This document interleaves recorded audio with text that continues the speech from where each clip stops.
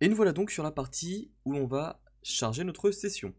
Rappelez-vous, dans l'épisode précédent, on avait du coup mis en place la fonction permettait de sérialiser notre objet de type session. C'est-à-dire que cet objet session est enregistré dans son entièreté dans un fichier XML que l'on a enregistré dans AppData Roaming, puis dans un dossier nommé notepad.net. Enfin, le fichier session.xml qui contient notre objet. Hop. On a donc l'ActiveIndex dans une balise session. Et enfin, on a ici notre liste de fichiers.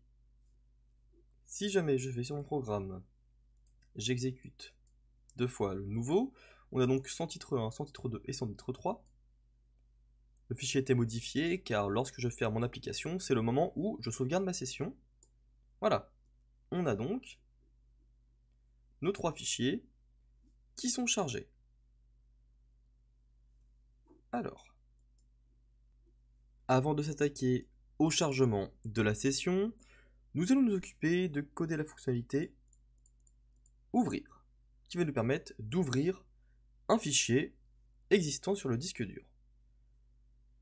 Puis nous attaquons au fichier backup, c'est-à-dire que lorsqu'on écrira du texte, cela va créer un fichier backup sur nos fichiers sans titre, et uniquement cela, afin de pouvoir les sauvegarder, les charger dans notre session. Car là, si on code la sauvegarde de la session, on n'a pas les éléments nécessaires à son bon fonctionnement.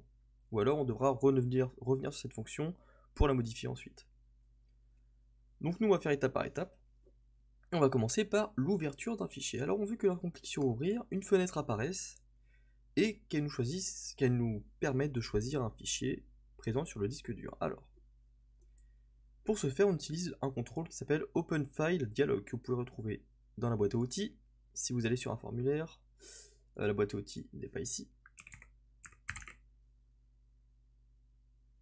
Dans la boîte à outils, vous allez pouvoir voir OpenFileDialog si on recherche.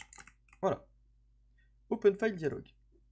Je vais glisser. Alors, il y a plusieurs propriétés que l'on va voir. On va pouvoir s'amuser à utiliser. Nous, de toute façon, on va pas le créer comme ça. On va le créer par le biais de la programmation. Donc, on va faire la même chose que newFile.click. Et on va utiliser open.click. Donc, on crée l'événement qui va nous permettre de détecter un clic sur notre menu. Comme ceci. On s'assure de tester son bon fonctionnement avec un message box. Ouvrir, on est OK. CTRL O, on est OK. Alors, ce que l'on peut faire, c'est créer une variable privée, un objet privé, juste en dessous, que l'on va appeler OpenFileDialog, qui va être de type OpenFileDialog. Alors, on appelle comme ceci avec le petit underscore pour bien signaler que c'est une variable privée.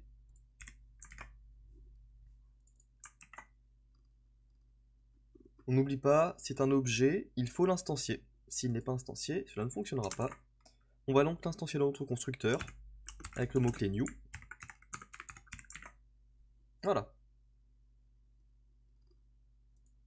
Ici, nous allons simplement utiliser la méthode showDialog qui va permettre de montrer à l'utilisateur une fenêtre. OpenFileDialog, on utilise cet objet, .showDialog. On utilise le raccourci CTRL O. Voilà.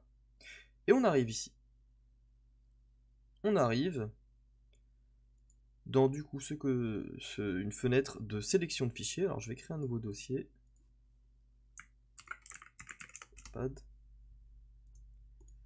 Et on va créer un fichier texte, test.txt, avec pourquoi pas du contenu. Voilà. Donc là, si je l'ouvre, bon bah forcément il ne se passe rien puisqu'on n'a fait aucun traitement derrière. Déjà, ce qu'il faut faire, c'est utiliser un if. Car en fait, la méthode if openfile.showDialog, donc showDialog, nous envoie, vous voyez, un dialog result. On le voit juste à gauche. Et donc, on peut faire un double égal avec ce qui se passe avec le Visual Studio pardon, 2019, on a la proposition de ce que cela nous renvoie, dialogue résulte. Et donc, si jamais l'utilisateur clique sur OK, alors il va se passer quelque chose. On va tester ça tout de suite. CTRL O, j'ouvre mon fichier. Lorsque l'on double-clique sur le fichier, c'est comme si on avait appuyé sur ouvrir. On a donc une message box. Si on fait annuler, on n'a pas notre message box. C'est très bien. C'est exactement ce que l'on veut. Et donc on veut que dans le cas où l'utilisateur appuie sur OK, eh bien, on obtient les informations du fichier, on crée un nouvel onglet, on l'affiche dans notre logiciel. Premièrement, il nous faut récupérer une instance de notre tab contrôle qui est dans notre formulaire. Alors, je clique sur Mainform, j'appuie sur F7 pour me rendre dans le code. Voilà, on a ceci, notre main tab control. Et on a notre instance form qui est juste là. Ce que l'on va faire, c'est que l'on va donc du coup faire comme new file. On va pouvoir récupérer ceci. Et d'ailleurs, on va un petit peu l'améliorer en raccourcissant un peu la ligne de code. Au lieu d'utiliser la méthode tabpages.count, on peut utiliser tout simplement .tabcount pour obtenir le nombre d'onglets, et cette variable, on peut du coup la renommer tabcount. Je vais pouvoir le recopier et le recoller ici. Ça fait exactement la même chose du coup que précédemment. Alors je ne sais pas pourquoi Microsoft a employé deux types de variables, deux possibilités de compter comme ceci. Ça doit bien avoir un intérêt, mais je ne saurais pas vous expliquer. Donc du coup, prochaine étape, on va créer notre fichier. Donc une instance de notre objet, de notre classe que l'on a créé, la classe textFile. Varfile égale new textFile, avec notre petit constructeur qui prend en paramètre le chemin d'accès et nom du fichier. Et donc, notre OpenFile dialog nous propose ceci, le file name. Alors, je vais pouvoir mettre un point d'arrêt, ouvrir un fichier, et ici on va pouvoir voir la valeur. Alors, vous voyez, voilà, on a exactement le chemin d'accès du fichier qui est affiché. Donc, on crée notre objet textFile avec ce chemin d'accès. Ensuite, on va créer une nouvelle instance de notre custom rich textbox afin de pouvoir l'ajouter dans notre tab tout à l'heure. Ce que l'on peut faire directement, c'est spécifier alors à notre formulaire que l'on va changer le texte du formulaire afin que lorsque l'on a ouvert un fichier, le titre de notre formulaire soit égal à ce fichier-là. J'utilise l'interpolation de chaîne avec le caractère $. J'ouvre les crochets et j'utilise du coup file.filename notepad.net pour rappeler qu'on est bien sur notre application. Voilà. Qu'est-ce qui se passe? Il faut un petit égal.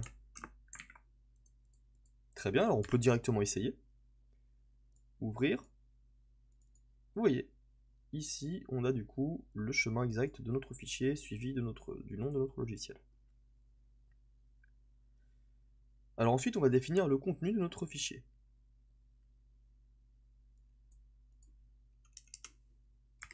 En utilisant le mot-clé using qui va nous permettre d'utiliser un streamReader et de libérer ensuite les ressources de ce streamReader sans avoir à appeler la méthode close. Ça va être appelé automatiquement. New streamReader. Un stream du coup va être un flux, du coup on va spécifier le chemin du fichier qui sera le chemin d'accès du fichier à lire. Donc notre reader va tout simplement lire le contenu du fichier. On va donc dans cette méthode utiliser la méthode reader.readToEnd et de façon asynchrone, ce qui fait que lorsque le fichier sera gros, on n'aura pas un blocage, l'application ne sera pas freeze. il nous faut, comme c'est une méthode asynchrone, l'opérateur, le mot-clé await. Cependant, le mot-clé await ne s'exécute que sur une méthode asynchrone. Il nous faut donc spécifier que cette méthode est asynchrone.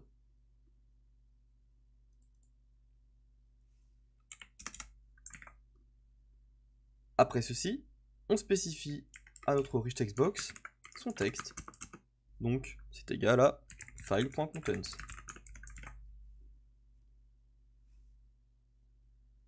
Donc c'est bien tout ça. Maintenant, il nous faut de l'affichage, puisque là, pour un moment, c'est juste à l'intérieur, c'est juste technique. Maintenant, on va s'occuper de nos onglets. Et donc, on ajoute un nouvel onglet en utilisant notre tab control que l'on a défini ici, que l'on a récupéré depuis notre formulaire. On va chercher dans les tab pages et on ajoute notre fichier.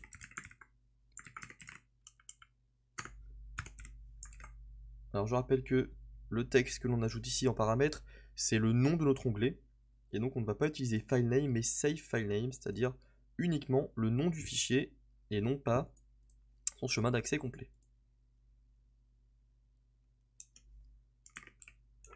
Ici du coup on utilise notre index que l'on a trouvé, tab count,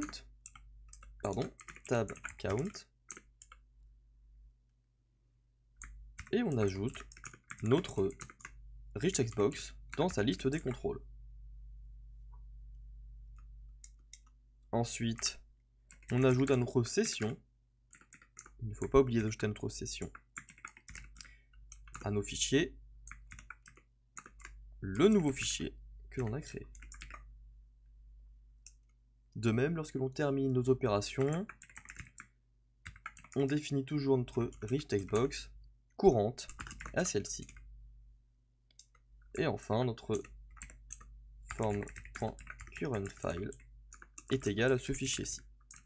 Pourquoi j'utilise ça? C'est parce que lorsque l'on va ajouter un fichier, l'onglet sélectionné sera celui-ci. Donc il faut bien spécifier les bonnes variables. Alors, oui, tab control, .selectedTab est égal à ce tab control, .tabPages de mon tab count. Alors dans la création de ce programme, on va essayer de respecter toujours cet ordre à la fin de nos opérations. Comme ça, c'est normalisé, c'est plus simple lors de futures mises à jour. Alors ici, on devrait avoir quelque chose qui fonctionne. Oups, voilà. Si j'ouvre mon programme, si j'ouvre un fichier test.txt, vous voyez, on a bien le texte salut qui apparaît.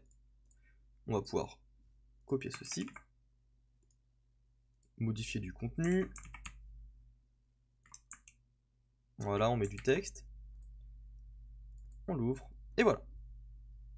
On a du coup la possibilité d'ouvrir nos fichiers simplement avec le raccourci ouvrir. J'espère que vous avez apprécié cette vidéo, que je vous ai bien expliqué correctement. La méthode asynchrone et await, je vais pas m'attarder dessus dans cette vidéo, mais je ferai un tuto sur la série de cours sur le C# que j'ai depuis déjà un moment, si ça vous intéresse. N'hésitez pas à liker la vidéo si vous avez apprécié, et n'hésitez pas à commenter si vous avez des questions.